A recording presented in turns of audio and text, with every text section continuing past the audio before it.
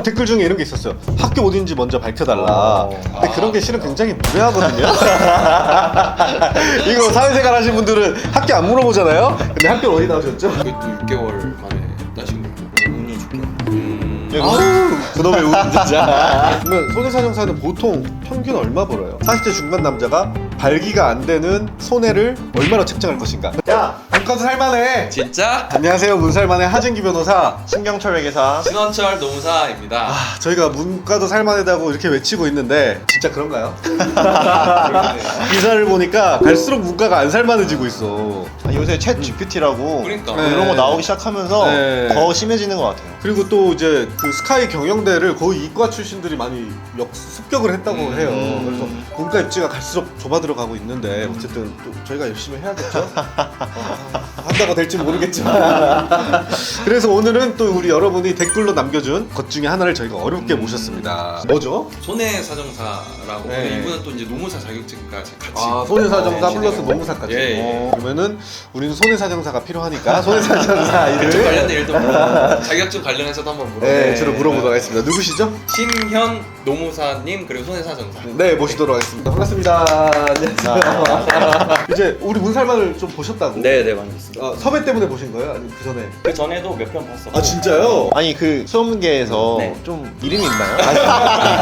없어. 없어. 그런 거 하지 마. 어떤 경로로 이렇게 접하게 되셨어요? 일단 그 유튜브 쇼츠에 몇 번 나와가지고 네. 쇼츠 통해서 좀 많이 봤었고 노무사랑 이렇게 변호사랑 회계사가 같이 하는 네. 유튜브가 없으니까 네. 자주 보게 돼요. 그래요. 저희가 댓글 중에 손해사정사 해달라는 댓글들이 꽤 있었거든요. 네네. 그래가지고 정말 이제 어렵게 모시게 됐고 또 댓글 중에 이런 게 있었어요. 학교 어딘지 먼저 밝혀달라. 근데 그런 게 실은 굉장히 무례하거든요. 이거 사회생활 하신 분들은 학교 안 물어보잖아요. 근데 학교 어디 나오셨죠? 한국 외국어 대학교 외대. 네. 진짜 문과 중에 찐문과. 전공은 스페인어 통번역학과. 스페인어 통번역. 문과 중에 문과네. 그러면 이제 학부를 가셔가지고 네. 하시다가 왜 전공을 안 살리시고 이제 방향을 트신 거죠? 일단 입학할 때부터 전공을 살릴 생각은 전혀 없었어요. 없었어요. 점수 맞춰가지고. 네, 점수 맞춰서 갔었고 그래서 뭐 해먹고 살까 고민하다가 노무사 공부를 하신 거예요? 네. 노무사는 하시게 된 계기는? 노무사는 사실 좀 재수없긴 한데 네. 제가 군대를 공익을 나왔어요. 네. 근데 공익이 2년 동안 진짜 할 일이 없어요. 설마 그래서 노무사를 아니 근데 원철이 노무사 후배 나왔다고 바로 팔구하고 항상 이러고 있었어요. 몇 기라 그랬죠? 30기입니다. 몇 개예요? 25기죠. 네, 아니 선배님. 그럼 5년 차이에요? 아, 5년 차. 많이 차이가 나긴 하네. 그러면은 군대에서 2년 딱 공부하고 나오자마자 된 거예요? 소집 해제하기 전에 합격하고 나왔어요. 아 진짜요? 그럼 공익을 하시면서 따신 네, 거예요? 그러면 남들 일할 때 거기서 이제 네네. 그 손해사정사는 정확히 뭐 하는 직업이죠? 그러니까 손해사정사가 손해액을 계산을 하고 네. 그다음에 그 손해액을 산정해서 네. 그걸 이제 보험금을 청구하는. 그러면 예를 들어 내가 교통사고 났어. 예. 그러면은 내 손해액이 얼마인지 이제 뭐 이렇게 합의를 해야 되잖아요. 예, 보험사랑. 일단은 목 잡고 내려오는 네. 것부터 시작하잖아요. 우리나라에게. 내가 병원비를 예를 들어 100만 원을 썼어요. 네. 그러면은 이제 손해사가 어떤 역할을 하는 거죠? 그러니까 이제 뭐 직업이나 네. 뭐 나이 뭐 이런 거를 다 고려해서 그 일일이 손해액을 계산해요. 뭐 네. 휴업 손해라든지 위자료라든지 네. 다 계산해서 네. 그걸 이제 보험사에 의견서 형태로 제출을 하면 보험사에 이제 합의금을 주거나 보험금을 주는. 아 그러면은 내가 예를 들어 목을 다쳤으면은 손해사정사를 꽤 있는 민간에서 선임할 수도 있는 거고. 네네. 그리고 또 그 보험회사 안에도 손해사정사가 있는 네, 거고. 맞습니다. 그러면은 이 금액은 우리한테 유리할 거고. 그렇죠. 저 금액은 좀 적을 거고. 그러면 이제 어떻게 하는 거죠? 중간에서 이제 그 말 그대로 합의를. 합의를 하는 거야. 그러면 그 기준점을 마련해 주시는 거야. 네, 네, 맞습니다. 그러면은 돈은 어떻게 벌어요? 저는 이제 그 합의금이나 보험금 받는 거 일부 수수료로 받고 그럼 처음 착수금은 보통 받지 않는 걸로 알고 있어요. 그래요? 그럼 착수금 없고 몇 프로 가져가요 그러면? 보통 10% 정도가 업계에서 관행인 것 같아요. 10%에서 뭐 15%. 네네. 근데 노무사랑 손사랑 좀 시너지가 있는 거예요? 네, 그러니까 제가 이제 산재 분야를 전문으로 하고 있는데 노무사 중에서도 이제 예를 들면 뭐 사다리에서 낙상하셔서 사망을 하셨어요. 그럼 이제 전체 손해액이 10억이라고 치면 산재에서는 그 10억을 다 주지 않아요. 그래서 뭐 한 3억만 받았다. 그럼 남은 7억을 또 누가 물어내야 되잖아요. 그럼 이제 건설사 같은 데서 물어내는 거죠. 그리고 그 남은 또 추가적인 손해는 이제 변호사님들이 민형사 합의 같은 걸 통해서 받아주시고 이제 그런 형태. 노무사랑 겹치는 부분이 꽤 있겠네요. 그럼 산재. 보통 얼마나 공부해야 돼요? 손해사정사는 대학생들이 전업으로 빡세게 하면 1, 2년 정도면 될 것 같고 직장 병행하면서 하면 조금 더 걸리고 근데 본인은 얼마나 걸리셨죠? 저는 6개월 정도. 그렇게 어렵진 않나 봐요. 과목이 뭐죠? 1차는 보험업법, 보험 계약법, 손해사정 이론 이렇게 3과목밖에 없고요. 어렵겠는데? 듣기만 해도? 2차는 이제 의학 이론이랑 산보험, 그다음 책임 근제 과목, 그다음에 이제 자동차 보험 이렇게 4과목. 1차는 객관식이에요? 네. 우리 2차는요? 서술형. 몇 명이나 시험 쳐요? 한 3,000명 정도 보고요. 네. 그다음에 이제 한 300명 정도 합격을 합니다. 어렵네. 아니 그리고 심지어 지금 노무사 과목이랑 겹치지도 않네요? 네, 거의 안 겹쳐. 그러니까요. 그럼 아예 새로 또 자격증을 공부한 건데 네, 네. 그게 또 6개월 만에 따신 거고. 운이 좋게. 아우, 그놈의 운 진짜. 아, 손해사정사 공부하실 때 그러면 어디 뭐 학원이나 이런 게 있나요? 학원도 있고 네. 인강도 있는데 네. 전 거의 다 인강으로 있어요. 인강으로. 그러면 그 3,000명을 위한 인강이 있어요? 네. 하지만 우리에게는 1대1 과외쌤이 있다. 그렇죠. 이 3,000명 이렇게 매스하는 강의가 아니라 1대1 나를 위한 강의. 근데 손해사정사 하고 싶으면은 우리 김가에 가가지고 손해사정사 쳐보세요. 그러면 나올 수도 있습니다. 아니 곧 등록하실 거죠? 제가 등록하겠습니다. 그렇죠. 이제 예. 최단 기간 합격 어, 이런 식으로 해서 예, 선생님도 그렇죠. 찾아볼 수 있고. 과외 모든 과외는 김과외다. 그래서 우리 김과외 대한민국 1등 과외 플랫폼에 가셔서 원하시는 강의 뭐든 찾아보시면 무엇이든 있습니다. 엄마 강의도 있고 없는 강의가 없어요. 그래서 김과외 많이 사랑해 주시기 바랍니다. 네, 많이 사랑해주세요. 감사합니다. 그럼 지금은 이제 노무법인에서 수습으로 하고 계신데 네.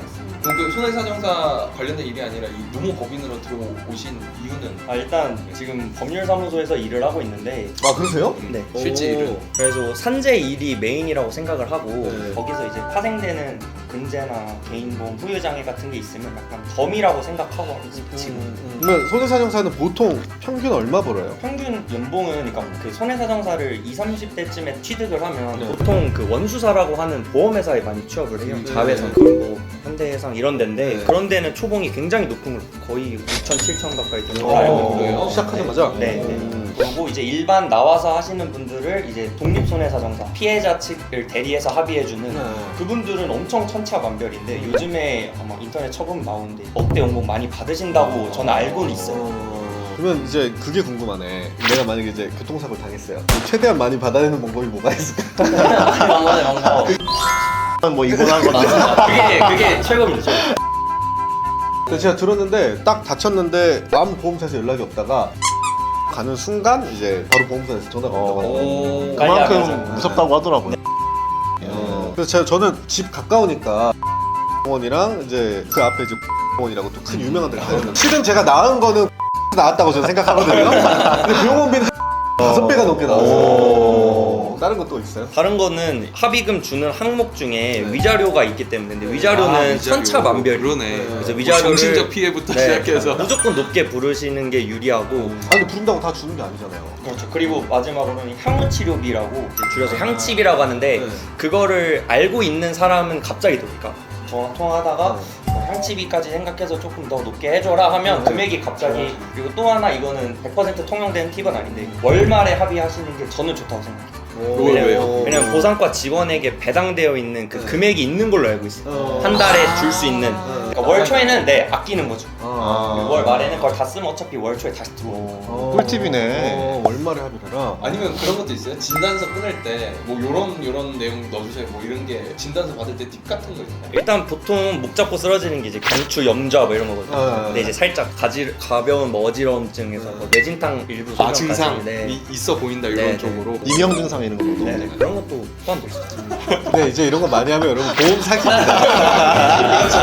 보험 사기. 변호사에서 듣고 있을 수가 없네. 그 공부를 하시면서 빨리 되신 편이긴 하잖아요. 뭐 공부 팁이나 뭐 공부 방법 이런 게 있을까요? 손사 공부 방법은 어쨌든 손사 시험 연령 자체가 좀 높아요. 기본적으로 3, 40대에서 이제 보험사 실무하시는 분들이 대부분이고 그분들은 실무를 많지 알지만 또 실무를 많이 안다는 그것만 믿고 좀 이론을 소홀히 하시는 경우가 있어요. 그래서 그 이론 위주로 공부를 좀 착실하게 하시면 괜찮지 않을까 싶어요. 아 근데 손해사정 일이 제가 좀 어려울 것 같다는 느낀 게 제가 예전에 인턴할 때 그런 사고가 있었어요. 이렇게 이사할 때 기사님인데 앞에 들렸어 차가 하고 다시 쿵 떨어졌어. 그러니까 이분이 이제 허리를 다친 거예요. 근데 그날부터 발기가 안 되는 거야. 그때 때 40대 중반 남자야. 40대 중반 남자가 발기가 안 되는 손해를 얼마나 책정할 것인가. 근데 그게 발기가 맨날 안 되진 않아. 뭐 병원 가고 검사를 받았어요. 근데 10번에 한두 번은 발기가 돼. 보험사 쪽에서는 원래 잘 안 됐던 거 아니냐 이런 식으로 나오는 거야. 그리고 한두 번은 되니까 이게 아예 불구도 아니다.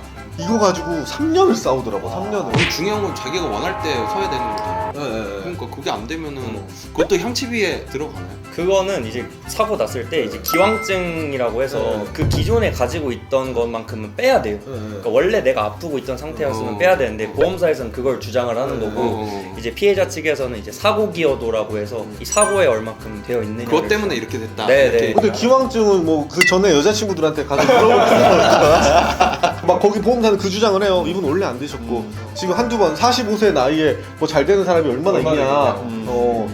전 많다고 생각합니다. 아 근데 들어보니까 쉬운 게 아니네. 이 3년 동안 확 피해버리네.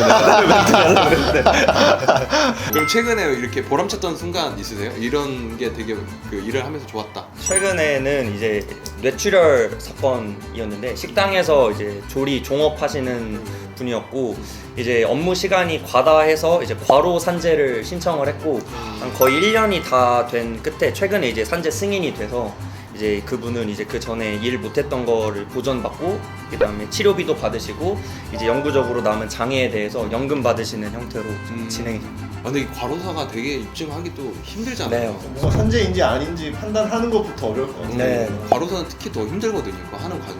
그리고 이제 일하신 지 얼마 안 되지만 만족도로 따지면 그래도 뭐 10점 만점에 얼마 정도? 거의 8, 9점 정도 되는 것 그래요? 같아요. 네. 왜요? 뭐 어쨌든 스트레스도 많이 받지만 산재 인정됐을 때 그래도 노무사님 감사합니다 한마디 해주면 좀 많이 풀리고 이런 게 있는 것 같고 또 인센티브 제도다 보니까 열심히 한 만큼 벌어가서 그런 면에서는 그래도 괜찮지 않나. 아 저도 요즘에 일이 많아서 너무 힘든데 저번 주 수요일 날 제가 재판 결과가 3개 나왔는데 3개가 다 이겼어요. 특히 하나는 전부 무죄가 나왔는데 재판 끝나고 나오자마자 오열을 하더라고 우리 의뢰인이. 그래가지고 아 진짜 오랜만에 되게 마음이 이 직업의 좋은 점을 좀 느꼈어요. 그런 윤리적 자양분이 아니면은 되게 스트레스풀한 직업인데 근데 어쨌든 그런 걸 통해서 느낀다는 거죠. 네. 그럼 혹시 향후 계획? 뭐 미래에 나는 어떤 업을 더 하고 싶다 이런 것들이 일단 지금 노무사 일도 한 지 얼마 안 됐고 천사도 음. 얼마 안 됐기 때문에 이 일에서 좀 다부지게 일을 열심히 하고 싶고 아 우리 또 심연 훈사님, 노무사님 미래를 기대하며 또 눈여겨보도록 하겠습니다. 네. 여기서 감사합니다. 네, 감사합니다. 서초동에서 1시간 반 걸려가지고 신호철 노무사님이 카페와 예쁘게 나왔어요. 이거 어설퍼 이등병 맞다 이등병. 약간 감독님이요?